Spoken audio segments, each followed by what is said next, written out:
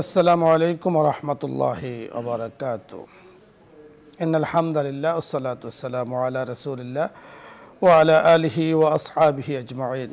ক্বালা আল্লাহু আযজা ওয়া জাল ফিল কুরআনিল আযীম। আউযু বিল্লাহি মিনাশ শাইতানির রাজীম। বিসমিল্লাহির রাহমানির রাহিম। ইন্না আরাদনাল আমানাতা আলাস সামাওয়াতি ওয়াল আরদি ওয়াল জিবাল ফাআবাইনা আন ইয়াহমালনাহা ওয়া আশফাকনা মিনহা ওয়া হামালাহাল ইনসান ইন্নাহু কানা যালুমান জাহুলা। وقال النبي صلى الله عليه وسلم آية المنافق ثلاث: إذا وعد أخلف وإذا اؤتمن خان وإذا وعد وإذا كذب حدث وإذا حدث كذب أو كما قال عليه الصلاة والسلام।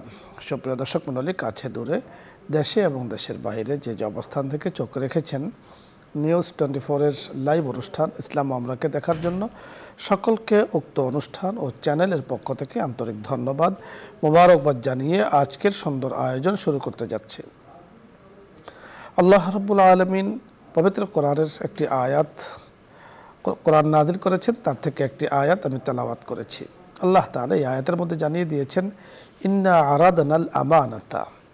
আল্লাহ তাআলা আমানতকে পেশ করেছেন পাহাড়ের কাছে, জমিনের কাছে, আসমানের কাছে, কিন্তু তারা সকলেই এই আমানতকে গ্রহণ করতে অস্বীকৃতি জানিয়েছেন। গ্রহণ করেছেন ইনসান, মানুষ। এই আমানত কোন আমানত? আমানত রক্ষার গুরুত্ব কী, তাৎপর্য কী? আজকে আমরা এই বিষয় নিয়ে কথা বলবো।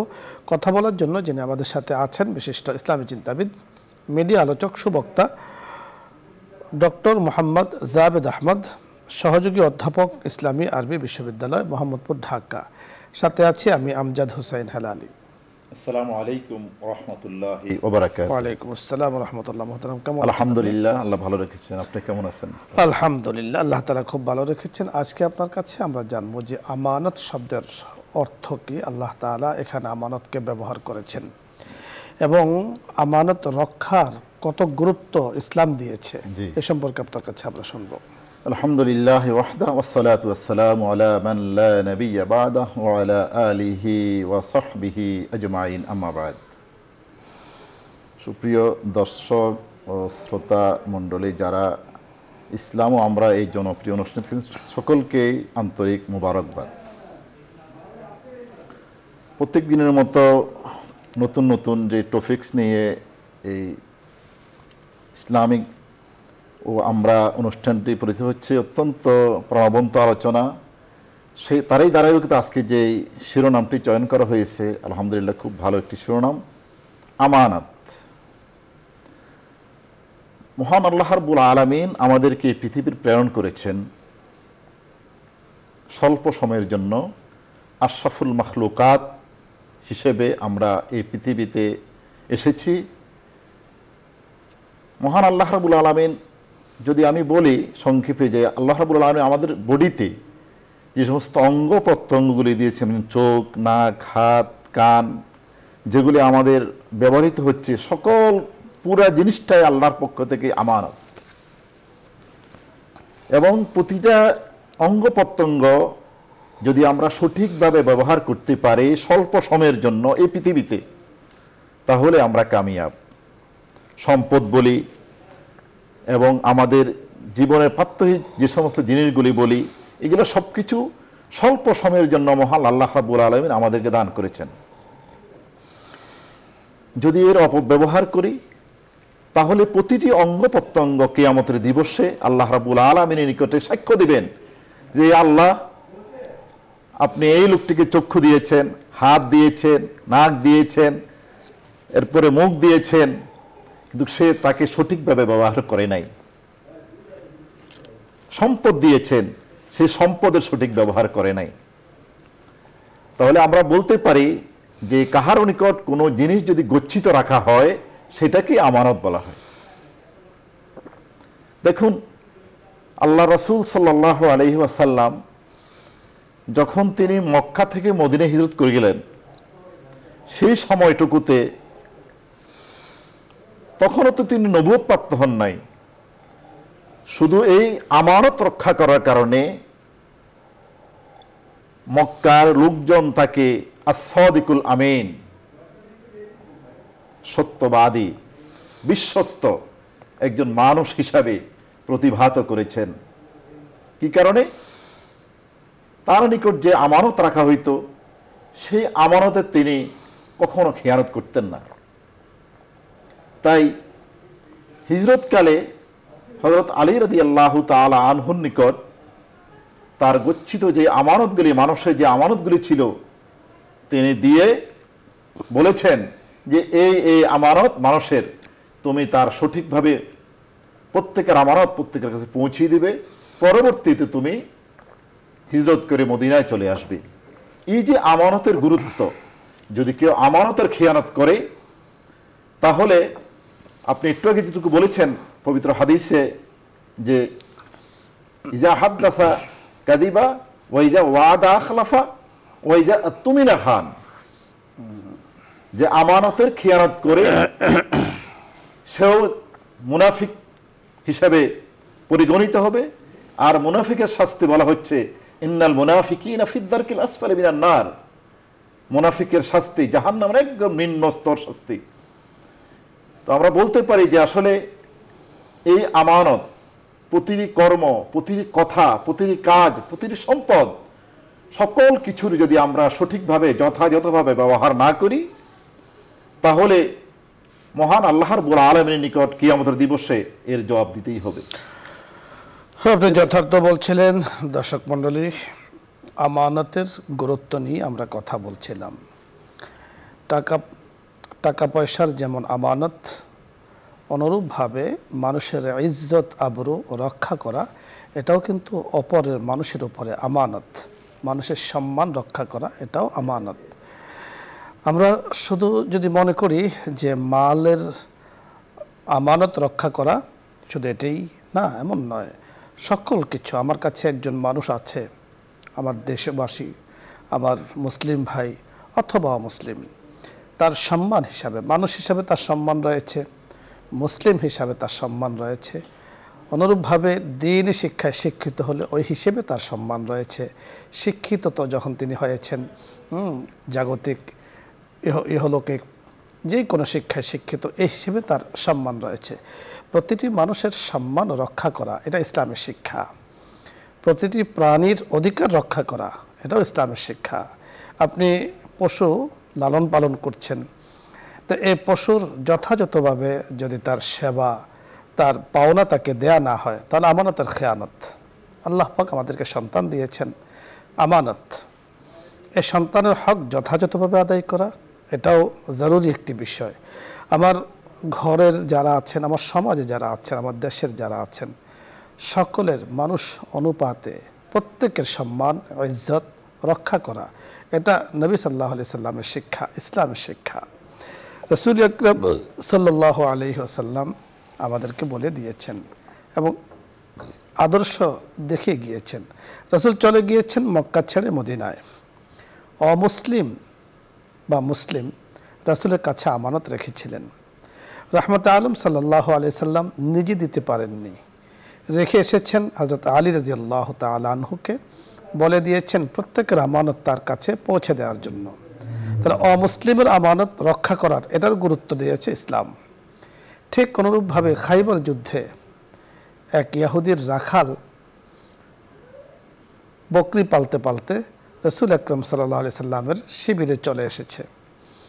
মুসলমানদের আখলাক, ব্যবহার, চরিত্র মাধুরী, সুন্দর আচরণ দেখে ইহুদি রাখাল ইসলাম গ্রহণ করেছে। ইসলাম গ্রহণ করার পরে সে বলেছে, ইয়া রাসূলুল্লাহ, আমি তো ইসলাম গ্রহণ করেছি, এখন এই বকরিগুলোর কি হবে? এখন তো আমি মুসলিম, এগুলো কি করব? রাসূল আকরাম সাল্লাল্লাহু আলাইহি সাল্লাম বলেছেন যে এগুলো ওই ইহুদির বাড়ির দিকে এগুলোর মুখ করে ছেড়ে দাও, তারা সেখানে চলে যাবে। ছেড়ে দিয়েছে, তারা ইহুদির কাছে চলে গিয়েছে। অমুসলিমের সম্পদ, অমুসলিমের মাল রক্ষা করা এটা ইসলামের শিক্ষা। কোনোভাবেই কারো কোনো কিছুকে অন্যায়ভাবে সম্মানকে নষ্ট করা এটাও আমানতের খেয়ানত। মালকে নষ্ট করা আমানতের খেয়ানত। আল্লাহ পাক আমাদেরকে হায়াত দিয়েছেন, এই হায়াতও আমাদের কাছে আমানত। এই আমানতকে যথাযথভাবে রক্ষা করা আল্লাহ তাআলার হুকুম। কারণ মনে রাখতে হবে, কবি বলেছেন, আল্লামা শেখ সাদী রহমতুল্লাহ আলাইহি, ই আমানত নজদীকে তো একটাই রোজ আস্ত। এই যে হায়াত, এই যে মাল, এই যে সম্পদ যা কিছু আছে, কয়েকদিনের জন্য আল্লাহ তাআলা আমার আপনার কাছে আমানত দিয়েছেন। দার হাকিকত মালিকি হার শাই খুদাস্ত, বাস্তবিক পক্ষে সকল কিছুর মালিক রব্বুল আলামিন আহকামুল হাকিমিন। আল্লাহ তাআলা যেইভাবে আমাদেরকে হুকুম করেছেন ওইভাবে জীবন গড়ি, ওইভাবে চলি, আল্লাহ পাকের করব ও নৈকট্যতা হাসিল করি। আল্লাহ তাআলা সেই তৌফিক দান করুন। আলোচ্য বিষয় নিয়ে আপনাদের যদি কারো কোনো কিছু জানার বুঝার থাকে আপনি প্রশ্ন করতে পারেন, অথবা ইসলামের যে কোনো মাসলা মাসাইল নিয়ে আপনি চাইলে প্রশ্ন করতে পারেন। আমরা চেষ্টা করব কথা বলার জন্য। প্রথমে যিনি আছেন, আসসালামু আলাইকুম ওয়া রাহমাতুল্লাহ। দর্শক নাম বলে পরিচয় দিয়ে প্রশ্ন করুন। আসসালামু আলাইকুম। ওয়া আলাইকুম আসসালাম। হুজুর, আমার অনেক প্রশ্ন ছিল, আপনাদের সঙ্গে অনেক দিন থেকে আমি যোগাযোগ করতে পারিনি। মানে আমি প্রতিদিন দেখি, দেখার পরে ধরতে পারি না, কিন্তু শেষে আসে আমার চোখের পানি এসে যায়। তারপরে আমার স্বামী প্রতিদিন আপনাদের এই অনুষ্ঠান বিকেলে দেখতে পারে না, আসলে নামাজ পড়তে যায়, এখন এই ফজরে আসি দেখে। হুজুর, আমার প্রশ্ন যে আমরা ল্যাট্রিনে যে টিস্যু ব্যবহার করি, একটু জোরে বলতে হবে। জি বলুন। ল্যাট্রিনের টিস্যু ভিতরে ফেলবো না অন্য একটা জিনিসে রাখে ওটা বাহিরে ফেলবো? দ্বিতীয় প্রশ্ন বলুন। আর হলি মানে জন্মদিন খাওয়া যাবে কিনা, মানে কেউ যদি দাওয়াত দেয় তাহলে সেখানে দেওয়া যাবে কিনা? জি হ্যাঁ।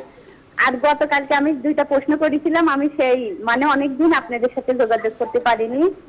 তো যাই হোক, আমাদের স্বামী সন্তানের জন্য আপনারা দোয়া করেন। ধন্যবাদ আপনাকে। আমরা বুঝতে পেরেছি আপনি দুটো প্রশ্ন জানতে চেয়েছেন। টিস্যু ব্যবহারের নিয়ম আপনি জানতে চেয়েছেন, জন্মদিনের অনুষ্ঠানে যাওয়া যাবে কিনা জানতে চেয়েছেন। মহতারাম, প্রশ্নগুলো বুঝতে পেরেছেন? বুঝতে পেরেছি প্রশ্ন। টিস্যু আমরা ব্যবহার করে থাকি সাধারণত বিভিন্ন কাজে। যেমন কেউ আগে যখন টিস্যুর প্রচলন ছিল না, আমরাও কুলুপ ব্যবহার করতাম। এখন কুলুপ যেটা মাটি দিয়ে বানানো হইতো সেটার আধুনিক একটা রূপ টিস্যু, সেটা আমরা টিস্যু ব্যবহার, টয়লেট টিস্যু ব্যবহার করা হয়। এটাতে ব্যবহার করা যাবে, কোনো সমস্যা নেই। কিংবা হাত মোছার কাজে আমরা ব্যবহার করা ওয়ান টাইম, এটাতে কোনো সমস্যা নাই, টিস্যু ব্যবহার করা যাবে। এটা রুমালের পরিবর্তে ওয়ান টাইম ইউজ করা। আপনাকে ধন্যবাদ। ওনার জানার বিষয় হলো, আপনার জানার বিষয়ে যে টিস্যু ব্যবহার টয়লেটে আমরা করব, ঠিক আছে, বাট ফেলবো কোথায়?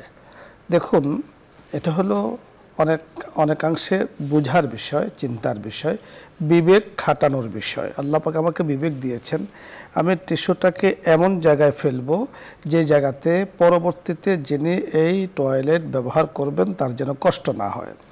আপনি কমোটে যদি ফেলে দেন তাহলে এইভাবে ফেলতে ফেলতে কমোটটা বন্ধ হয়ে যেতে পারে, তা আপনি ক্ষতিগ্রস্ত হবেন।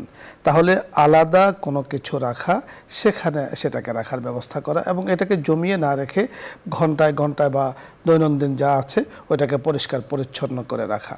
আবার যদি কমোট আপনার এই পর্যায়ে হয় যে সেখানে ফেলে দিলে পানির সাথে মিশে যায়, নষ্ট হয় না বা কোনো সম্মুখীন হবে না, ক্ষতির সম্মুখীন হবেন না, সেক্ষেত্রে আপনি সেখানে রাখতে পারেন। এটা হলো বিবেক বুদ্ধি খাটিয়ে কাজ করার বিষয়। এখানে আপনি এমন কাজ করবেন না, আমরা করব না, যে কারণে পরবর্তীতে যিনি ওয়াশরুমে ব্যবহার করতে আসবেন তার কষ্ট হয়, তিনি সমস্যায় পড়েন, অথবা মানুষ সমস্যায় পড়ে। এই ধরনের কাজ করা যাবে না। আরেকটি বিষয় আপনি জানতে চেয়েছেন, জন্মদিনের অনুষ্ঠানে যদি কেউ দাওয়াত দেয় সেটাকে গ্রহণ করা যাবে কিনা, যাওয়া যাবে কিনা, খাওয়া যাবে কিনা? আমাদের সমাজে জন্মদিন পালন করা হয়, সাধারণত দাওয়াত দেওয়া হয়, এটা একটা উপলক্ষ মাত্র।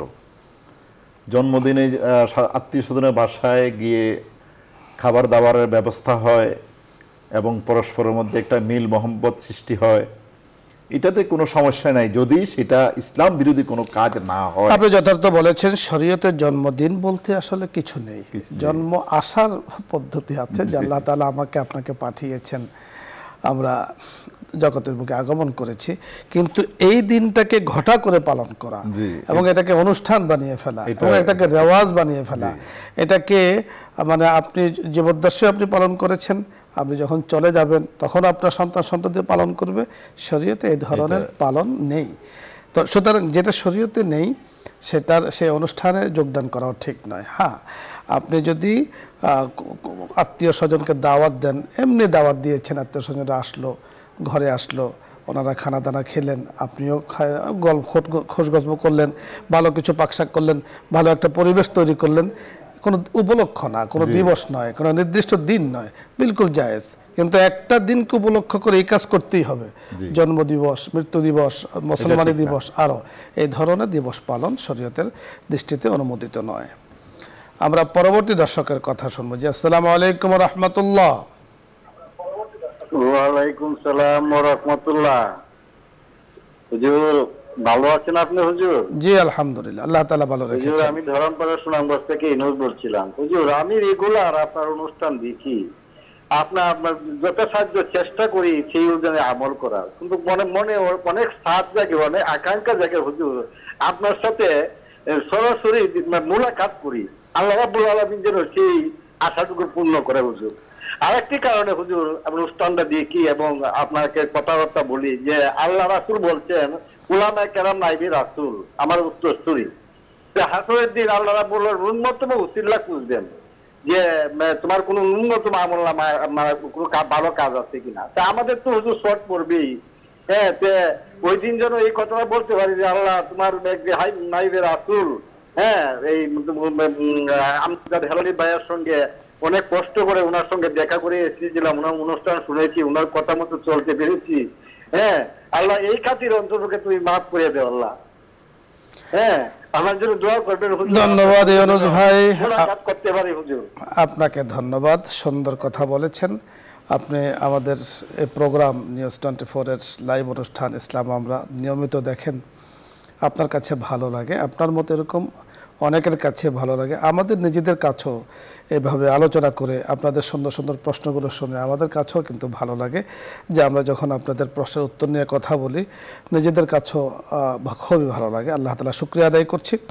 তো আপনি যেমনটি বলেছেন সত্যি ঠিকই বলেছেন যে ওলামায়ে কেরাম নায়েবে নবী, আল উলামা ওয়ারাসাতুল আম্বিয়া। ওলামায়ে কেরাম আম্বিয়ায়ে কেরামের ওয়ারিস। আল্লাহ রাসূল বলেছেন ওয়া ইন্নামা লাম ইউয়ারিসু দিনারাও ওয়ালা দিরহামা, যে কোনো টাকা পয়সার সম্পদের ওয়ারিস কিন্তু তারা নয়, তারা হলো ইলমে নবুয়ীর, ইলমে ওয়াহির ওয়ারিস। অর্থাৎ যিনি কোরআন পড়েছেন, ইলমে ওয়াহি চর্চা করেছেন এবং সেই অনুযায়ী চলছেন। তো এই সঠিক হাদিস এবং সহিহ হাদিস দ্বারাই কথা, কিন্তু আমরা আসলে সেই ধরনের আলেম হতে পারছি কিনা সেটা আমরা আসলে বলতে পারছি না। তারপরেও যদি কেউ কোনো আলেমকে মন থেকে আল্লাহর উদ্দেশ্যে ভালোবাসে, হ্যাঁ সেটা আমি তাহলে সেটা আপনার যে ভালোবাসা নির্ঘাত নিঃসন্দেহে হাদিসের উপর আমল করতে গিয়ে, এবং আপনার ভালোবাসার আল্লাহ আপনার যে মোহাব্বত আল্লাহ তাআলা কবুল করেন, মঞ্জুর করেন। সাক্ষাৎ করতে চেয়েছেন, সাক্ষাৎ করবেন, কোনো সমস্যা নেই। ধন্যবাদ। পরবর্তী দর্শকের কথা আমরা শুনবো। জি, আসসালামু আলাইকুম ওয়া রাহমাতুল্লাহ।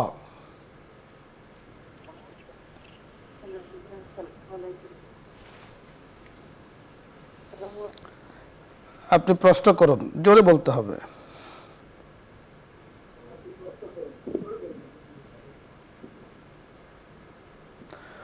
ধন্যবাদ আপনাকে। আমরা পরবর্তী দর্শকের কথা শুনবো। জি, আসসালামু আলাইকুম ওয়া রাহমাতুল্লাহ।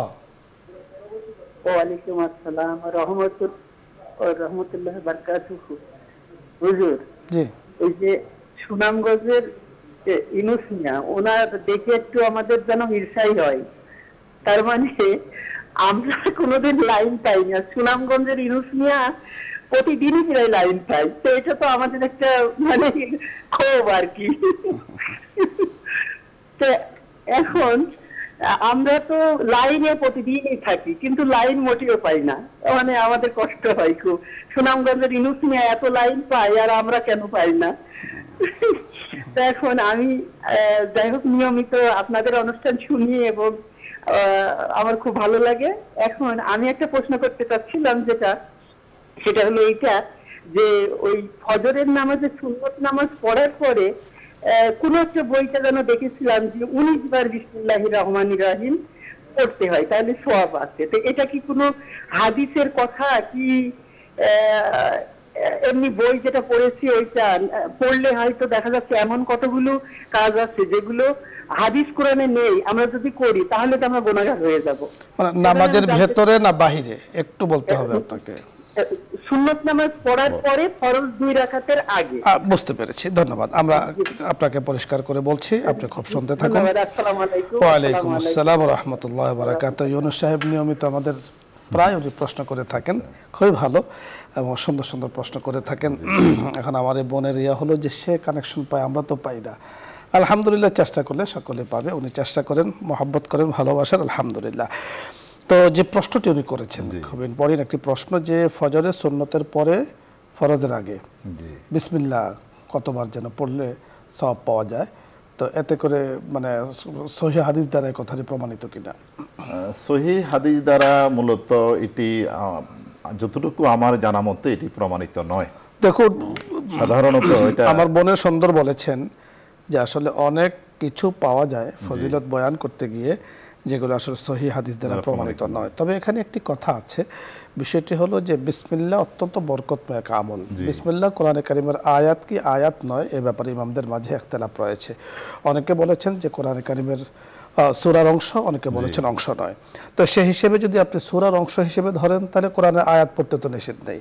যদি আপনি বিসমিল্লাহ হিসেবে ধরেন তাও পড়তে কোনো নিষেধ নাই, পড়াতে নিষেধ নাই, আমল করতে নিষেধ নাই, নির্দিষ্ট সংখ্যা অনুযায়ী পড়াও নিষেধ নেই। এটা হলো কোনো বুজুর্গানে দিনের কোনো আমল করেছেন, উনি সেটা পেয়েছেন, ফজিলত পেয়েছেন। কারণ যেহেতু সময়টা পড়ার, এখানে নিষিদ্ধ কোনো সময় নয় যে বিসমিল্লাহ পড়া যাবে না, কিন্তু এটাকে নিয়মিত পড়তে হবে, না পড়লে না ফজরের অংশ অথবা কোনো কিছু ছুটে গেল এই ধরনের জরুরি মনে করা উচিত নয়। এটা একটা ভালো কাজ, আপনি পড়বেন, সকল কাজ শুরু করতে গিয়ে আল্লাহর নামে শুরু করবেন, ভালো কাজ, কোনো সমস্যা নেই। বারবার পড়ুন বিসমিল্লাহির রহমানির রহিম। আমার একটি কথা মনে পড়েছে যে এই বিসমিল্লাহর ওজন কতটুকু, যেহেতু প্রাসঙ্গিক কথা এসেছে না বললেই নয়, যে পুরো কোরআন শরীফকে আল্লাহ তাআলা আলিফ লাম থেকে নিয়ে সূরাতুন নাসের পর্যন্ত পুরো কোরআনকে আল্লাহ তাআলা যা বলেছেন তার সারাংশ কিন্তু সূরা ফাতিহার মধ্যে পাওয়া যায়। সূরা ফাতিহার মধ্যে যা বলেছেন আল্লাহ তাআলা তা বিসমিল্লাহির রহমানির রহিমের মধ্যে পাওয়া যায়। আবার বিসমিল্লাহির রহমানির রহিমের মধ্যে যা বলা হয়েছে তা শুধুমাত্র বিসমিল্লাহর বার মধ্যে পাওয়া যায়। আবার বিসমিল্লাহর বার মধ্যে যা আছে তা বিসমিল্লাহর বার আগে যে মাথাটাকে উঠিয়ে দেওয়া হয়েছে তার মধ্যে পাওয়া যায়। তাহলে বোঝা গেল বিসমিল্লাহির রহমানির রহিম কত ওজনই এক আল্লাহ পাকের নাম। এই জন্য আপনি পড়তে কোনো সমস্যা নেই।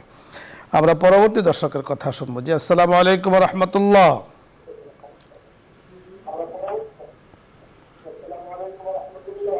হ্যালো, আসসালামু আলাইকুম। ওয়া আলাইকুম আসসালাম ওয়া রাহমাতুল্লাহ। হুজুর, আমার 3টা প্রশ্ন ছিল। জি বলুন। হুজুর, আমার 3টা প্রশ্ন ছিল। জি, প্রশ্নগুলো বলুন। প্রথম প্রশ্ন হুজুর, যে আমি এই 11টা থেকে 12টার মধ্যে ইশরাক নামাজ পড়ি এবং আরো কিছু নামাজ পড়ি নফল, কিন্তু এই সময় যেটা নিষিদ্ধ টাইম আছে সেটা কখন হয় হুজুর আর কি? আর 2 নাম্বার প্রশ্ন, যে আমরা যে হুজুর ধার দেই, ধার দেওয়া তো সওয়াব, কিন্তু ওইটা নিয়ে যে তারা অন্যায় কাজ করে না কি করে সেটা তো জানি না আমরা, সেটা কি এটা কার হবে, আমাদের হবে? জি। আর 3 নাম্বার প্রশ্ন হুজুর, যে আমরা তো জানি যে ফাতেমা এগুলা নাম রাখা ভালো, এগুলা নাম রাখলে তো ওনারা বেহেশতে যাবে, ওই নামে নাকি সেদিন ডাকলে নাকি সব যত ফাতেমা আছে সব বেহেশতে যাবে, এটা কি সঠিক? আমরা শুনতে পেয়েছি, আপনি শুনতে থাকুন, আমরা কথা বলছি। আপনি ইশরাকের নামাজ পড়েন সকাল 11টা থেকে 12টা এর মধ্যে, নফল নামাজ পড়েন, আরো নামাজ পড়েন, নিষিদ্ধ ওয়াক্ত তখন, তো আসলে বিষয়টি কি আপনার কাছে পরিষ্কার শুনবো? নিষিদ্ধ ওয়াক্ত সাধারণত আমরা 3 সময়কে আমরা নিষিদ্ধ ওয়াক্ত হিসেবে ধর্তব্য করি। সেটা হলো সূর্যোদয়ের সময় এবং ঠিক সূর্যটা যখন মাঝ আকাশে থাকে তখন, কিংবা সূর্য অস্তের সময়। যতটুকু সময় সাধারণত একটা আমরা নির্দিষ্ট সময় একটা ধরে, এই 3 সময় ব্যতীত যে কোনো সময়ে নামাজ পড়তে আর কোনো বাধা নেই। অর্থাৎ আপনি ইশরাকের নামাজ 11টায় পড়েন, ইশরাক হিসেবে যে নফল নামাজ তা কিন্তু 11টায় নয়, তা হলো ফজরের পরে সূর্য ওঠার 23 মিনিট পরে, অথবা 20 মিনিট পরে যে নফল নামাজটা আছে সেটাকে বলা হয় ইশরাকের নামাজ। ইশরাকের নামাজ নফল যেটা 11টার পরে নিষেধ নয়, সাধারণত আমরা পড়ি সূর্য ওঠার পরে 4 রাকাত নামাজ, এই নামাজটাকে ইশরাকের নামাজ বলা হয়। আর আপনি 11টা থেকে 12টা সূর্য যেহেতু এই একটা সময় আছে যে সময় নিষিদ্ধ সময়, এটাকে বলা হয় জাওয়াল, সূর্য যখন মাথার উপর থেকে সোজা ওঠে এবং হেলে যায়। তো এই হেলার সময়টা প্রতিদিন একই সময় থাকে না, কখনো 12টা 1-এ থাকে, কখনো 12টা 2-এ থাকে, কখনো 3-এ থাকে। এজন্য আপনাকে অ্যাকুরেট টাইমটা বলাটা আমাদের পক্ষে সম্ভব নয়, কারণ আমরা বলবো 12টা 1, কালকে হবে 2, 3, এজন্য আপনাকে সময়টা জেনে নিতে হবে। সময়টা জানবেন কোত্থেকে? ইসলামিক ফাউন্ডেশন থেকে অনেক সময় চিরস্থায়ী ক্যালেন্ডার বের করে, অথবা দৈনন্দিন নামাজের টাইম কিন্তু পত্রপত্রিকায় মিডিয়াতে চলে আসে, সূর্য ওঠে কখন অস্ত যায় কখন কি, সেখান থেকে আপনি জেনে নিলে আপনার জন্য সুবিধা হবে। সাবধান, 11টায় আবার জাওয়ালের রক্ত হয় না, এটা নিশ্চিত যে আপনি 11টায় নফল নামাজ পড়েন, অন্যান্য নামাজ পড়েন, তখন সূর্য জাওয়ালের সময় হয় না, সূর্য 11:30টার পর থেকে সম্ভবত শুরু হয়, তারপরও আপনি দেখে নেবেন। আপনি বলেছেন ধার দেয়া সওয়াবের কাজ, হ্যাঁ সত্যি অনেক সওয়াবের কাজ। তো ওনার জানার বিষয় হলো যাকে ধার দিয়েছে সে যদি এই টাকা দিয়ে গুনার কাজ করে, এই গুনার ভাগীদার যিনি ধার দিয়েছেন তিনি হবেন কিনা? আসলে ঋণ তো সাধারণত মানুষ থেকেই নেয়, তো যদি উনি জানেন যে এই টাকা দিয়ে তিনি গুনাহের কাজ করবেন, তাহলে এটা থেকে বিরত থাকাই ভালো, না দেওয়াই ভালো। মানুষ সাধারণত যদি এমন কোনো কাজে, ভালো কোনো কাজের জন্য সে ধার চায়, তাহলে সেটা ধার দেওয়া যেতে পারে।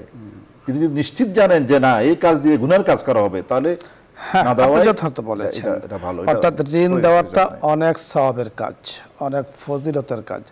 আল্লাহ তাআলা কোরআনে বলেছেন মান যাল্লাযী ইউকরিদুল্লাহ কারদান হাসানা, এমন কোন ব্যক্তি আছে যে আল্লাহ পাককে ঋণ দেয়, ঋণ নেয় মানুষে, আল্লাহ তাআলা নিজের দিকে নিসবত করেছেন যে আল্লাহকে দেয়, অর্থাৎ এই লোকটাকে দেয়া মানে হলো আল্লাহ পাককে দেয়া। তো এই যে ঋণ দেয়া নেয়াটা সওয়াবের কাজ, কিন্তু আমাদের সমাজে অনেকের কাছে, অনেকের মাঝে এই ধরনের একটা অভ্যাস পরিণত হয়ে গিয়েছে, ঋণ নেয়ার সময় সাংঘাতিকভাবে কাকুতি মিনতি করে ঋণ নেয়, দেওয়ার সময় আর খেয়াল থাকে না। ঋণ নেওয়ার সময় উনি একেবারে নম্র হয়ে যায়, আর দেওয়ার সময় উনি বাহাদুর হয়ে যান। তো এটা কিন্তু উচিত নয়। ঋণ নেয়া প্রয়োজনে ঋণ চাওয়া যাবে এবং দেয়া অত্যন্ত ফজিলতের কাজ। কিন্তু আপনি যখন বলেছেন যে সে যদি গুনার কাজ করে, এখন তো আপনি গরিব, অসহায়, মিসকিন যারা আছে, অসহায় অনাথেরকে এমনি দান করা উচিত। সেটা যদি না পারেন আপনি ঋণ দিবেন, সে তার নিত্য প্রয়োজনীয় কাজগুলো সারবে। এখন আপনি জানেন যে একটা লোকের অর্থ আছে, আপনার কাছে ঋণ চাচ্ছে, সে কথার কথা নেশাগ্রস্ত হওয়ার জন্য অথবা নেশার দ্রব্য ক্রয়ের জন্য, তো এতে সহযোগিতা করা যাবে না। গুনার কাজে সহযোগিতা করলে গুনাহগার হতে হবে, কখনো গুনার কাজে সহযোগিতা করা যাবে না। অবশ্যই তাকে তার প্রয়োজন পূরণার্থে আপনি তাকে সহযোগিতা করবেন, হেল্প করবেন, তাকে ঋণ দিবেন, কিন্তু যখন নিশ্চিত জানবেন এই লোক গুনাহ করবে, খারাপ কাজ করবে, এটা গুনার কাজে সহযোগিতা করা গুনাহ করারই নামান্তর। হযরত ফাতেমা রাদিয়াল্লাহু তাআলা আনহার নামে নামকরণ করলে নাকি একসাথে জান্নাতে যাবেন ফাতেমা রাদিয়াল্লাহু তাআলা আনহার সাথে।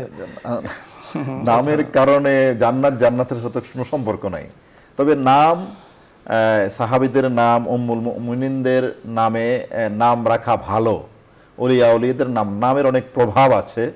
সেই যদি মন মানুষের থেকে যে আমার মেয়ে অথবা আমার ছেলে অমুকের মতো হোক, আমি মনে প্রাণে চাই, তাহলে ওই নামের প্রভাবে হয়তো আল্লাহ রাব্বুল আলামিন তাকে ওলিয়া ওলিয়া হিসেবে কবুল করবেন, কিংবা ভালো মানুষ হিসেবে তিনি প্রতিভাত হবেন। কিন্তু শুধু যদি নাম রেখেই যদি কোনো আমল না করে, নামের বদৌলতে, এটা সঠিক না, এটা একেবারে বেঠিক। নাম দ্বারা জান্নাতে যাবে না, আমল দ্বারা জান্নাতে যাবে। জান্নাতে যাওয়ার জন্য আমল প্রয়োজন। শুধু নামের প্রভাব ব্যক্তির উপরে পড়ে জীবদ্দশায়, ওই নাম দিয়ে পরকালে ডাকা হয়। এর মানে এই নয় যে ফাতেমা নাম রেখেছেন ওনার আর কোনো কিছু দরকার নেই, তাহলে তো এর আগে ফাতেমা রাদিয়াল্লাহু তাআলা আনহার আব্বার নাম সাথে মিল রেখে কিন্তু আমরা বলি মোহাম্মদ, আহমদ, হ্যাঁ মোহাম্মদ, এরকম রাসূলের নাম বরকত পাওয়ার জন্য রাখে। তো বহু মোহাম্মদ নাম রেখেছে কিন্তু সে গুনার কাজে লিপ্ত, এই ধরনের কাজে লিপ্ত। নামের প্রভাব ব্যক্তির উপরে পড়ে বারাকা হাসিল করার জন্য। এর মানে এই নয় যে নাম রেখেছেন বাস এরাইও তাকে জান্নাতে নিয়ে যাবেন না। অবশ্যই আমল লাগবে, অবশ্যই কবরে যেতে হবে ঈমান নিয়ে। ঈমানের মতো মহাদৌলত, ঈমানের মতো মহাসম্পদ নিয়ে যিনি কবরে যাবেন তার জন্যই কিন্তু আল্লাহ তাআলার নাজাতের ফয়সালা। আমরা পরবর্তী দর্শকের কথা শুনবো। জি, আসসালামু আলাইকুম ওয়া রাহমাতুল্লাহ।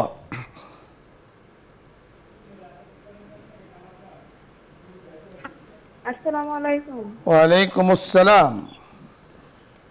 হুজুর, আমার দুটি প্রশ্ন আছে। জি বলুন। অসুস্থ ব্যক্তি থেকে মাপ চাওয়া, জি, আদম আলাইহিস সালাম প্রথম মুসলমান হিসেবে আল্লাহ সৃষ্টি করেছেন, তারপরে হিন্দু বা সাঁওতাল অন্য জাতি কখন সৃষ্টি হয়? আরেকবার বলুন। আদম আলাইহিস সালাতু ওয়াস সালামকে আল্লাহ তাআলা মুসলমান হিসেবে সৃষ্টি করেছেন, জি, পরবর্তী সময় হিন্দু বা খ্রিস্টান এরা কখন সৃষ্টি হয়? আপনাকে ধন্যবাদ। আমরা বুঝতে পেরেছি আপনার জানার বিষয় কি। প্রথম প্রশ্নটি বুঝতে পেরেছেন, কি যেন একটি প্রশ্ন করেছিলেন সম্ভবত আমাদের মনে নেই। আরেকটি প্রশ্ন করেছেন ও অসুস্থ ব্যক্তির কাছে দোয়া চাওয়া বা মাপ চাওয়া ইত্যাদি নিয়ে। হ্যাঁ, অসুস্থ ব্যক্তির কাছে দোয়া চাওয়া নিঃসন্দেহে ভালো কাজ, এবং তার কাছে ক্ষমা চাওয়া এটাও ভালো কাজ, ক্ষমা করে দেওয়া এটাও ভালো কাজ। আরেকটি প্রশ্ন করেছেন যে হযরত আদম আলাইহিস সালাতু ওয়াস সালামকে আল্লাহ তাআলা মুসলিম বানিয়ে জগতের মধ্যে পাঠিয়েছেন, কিন্তু অন্যান্য ধর্ম যে তৈরি হয়েছে সেটা কখন থেকে? আসলে এটা তো একজাক্টলি কখন থেকে সেটা বলা যাচ্ছে না, তবে যুগে যুগেই হযরত আদম আলাইহিস সালামের থেকে পরবর্তীতে যখন মানুষ বিস্তৃত লাভ করে, তখন কেউ হয়তো আল্লাহকে মেনেছে, কেউ আল্লাহকে মানে নাই, কেউ মূর্তি পূজারী ছিল, কেউ আল্লাহকে মেনেছে। তখন থেকেই মূলত একটা আল্লাহর নাফরমানে কিছু বান্দা সৃষ্টি হয়েছে। সেটার এক্স্যাক্টলি কখন থেকে শুরু হয়েছে তার কিন্তু জিনিস। হ্যাঁ, আপনি যথার্থ বলেছেন। ধর্ম, ইসলাম ধর্ম সম্পর্কে আল্লাহ তাআলা কোরআনে কারিমের মধ্যে বলে দিয়েছেন, আল ইয়াউমা আকমালতু লাকুম দীনাকুম ওয়া আতমামতু আলাইকুম নি'মাতি ওয়া রাদিতু লাকুমুল ইসলাম দীনা। আপনি যে ধর্মে আছে এ ধর্মের ইতিহাস আপনার যে জানার বিষয়, যে ইসলাম ধর্মের সূচনা তো আদম আলাইহিস সালাতু ওয়াস সালাম থেকে। অন্যান্য ধর্মের সূচনা কখন থেকে হয়েছে আপনার জানার একটা আগ্রহ। যখন থেকে না মানা শুরু হয়েছে তখন থেকে, এক কথায় যখন থেকে মানুষ মানে না তখন থেকে শুরু হয়েছে। আদম আলাইহিস সালাতু ওয়াস সালামের জমানাটা অনেক লম্বা ছিল। আদম আলাইহিস সালাতু ওয়াস সালামের প্রায় 200, কোন কোন রাওয়ায়াতে আছে 400 সন্তান আল্লাহ তাআলা ওনাকে দান করেছেন। তো হাবিল কাবিলের ঘটনা থেকে কিন্তু নাফরমানি শুরু হয়ে যায়। তো যখন থেকে নাফরমানি শুরু হয়েছে, তো যারা নাফরমানি করেছেন এরপরে তারা তাদের নাফরমানিটাকে একটা রূপ ধারণ করেছেন। এই রূপ থেকে কিন্তু একটা বিষয় চালু হয়েছে। খ্রিস্টান ধর্ম, ইহুদি ধর্ম তো হযরত ঈসা আলাইহিস সালাতু ওয়াস সালাম, হযরত মুসা আলাইহিস সালামের যুগ থেকে এইদিকে। যখন থেকে মানুষ যখন থেকে মানবে সে মুসলিম, যখন থেকে মানবে না তো তার ধর্ম তখন থেকে শুরু। যিনি মানবেন না, এক কথায়। তো আমাদের মৌলিক বিষয় হলো যে আল্লাহ তাআলার কাছে কোন ধর্ম গ্রহণীয়। উনি বলেছেন ওয়ারাদিতু লাকুমুল ইসলাম দীনা, ইসলাম ধর্মের উপরে আল্লাহ পাকের সন্তুষ্টি, আল্লাহ পাকের রাজা, আল্লাহ পাকের সকল কিছু পরকালীন অনাবিল শান্তি সকল কিছু কিন্তু ইসলাম ধর্মের যে অন্য ধর্ম গ্রহণ করবে সেটাকে কিন্তু আল্লাহ পাকের কাছে গ্রহণীয় না। ধন্যবাদ মুফতি সাহেব, আপনাকে অনেক আলোচনা রয়েছে, বিশাল প্রশ্ন করেছেন। আমরা সংক্ষিপ্তভাবে কিছুটা আলোচনার প্রয়াস পেয়েছি। আল্লাহ তাআলা আপনাকে জাযা খায়ের দান করুন। দর্শক মণ্ডলী, আজকে অনুষ্ঠান এই পর্যায়ে আমাদের শেষের দিকে যেতে হয়। অনেক প্রশ্নই আপনাদের আছে, অনেক কথাও কিন্তু প্রতিটি প্রশ্নের উত্তরে আছে, যেগুলো লম্বা চড়া আলোচনা করলে এক প্রশ্ন দিয়েই এরকম 2-3 ঘন্টা আলোচনা করা যাবে। এত বড় বড় প্রশ্ন, এত বড় বড় উত্তর রয়েছে। আমরা খুব সংক্ষিপ্তভাবে সারাংশ বলার চেষ্টা করি। আল্লাহ তাআলার কাছে আমরা দোয়া করছি, আল্লাহ তাআলা আমাদেরকে মাফ করে দিন, তামাম জাহানের উম্মতে মুসলিমাকে মাফ করে দিন, এবং আমাদের ইসলাম আমরা এই প্রোগ্রামের সাথে যারা যুক্ত আছেন, আপনারা মূল্যবান সময় দিয়ে দুনিয়াবি কাজ ফেলে রেখে এই অনুষ্ঠানের সাথে যুক্ত থাকেন, বসে থাকেন দেখার জন্য, নিঃসন্দেহে আল্লাহ তাআলার সন্তুষ্টির জন্য আল্লাহ তাআলা যেন আমাদের জন্য সন্তুষ্ট হয়ে যান, মাওলাই কারিমের কাছে সেই কামনা করে আজকের মতো বিদায় নিচ্ছি। আসসালামু আলাইকুম ওয়া রাহমাতুল্লাহি ওয়া বারাকাতুহু। দোয়া হবে, দরুদ ইস্তেগফার পাঠ করি। اللهم صل على محمد وعلى آل محمد كما صليت على إبراهيم وعلى آل إبراهيم إنك حميد مجيد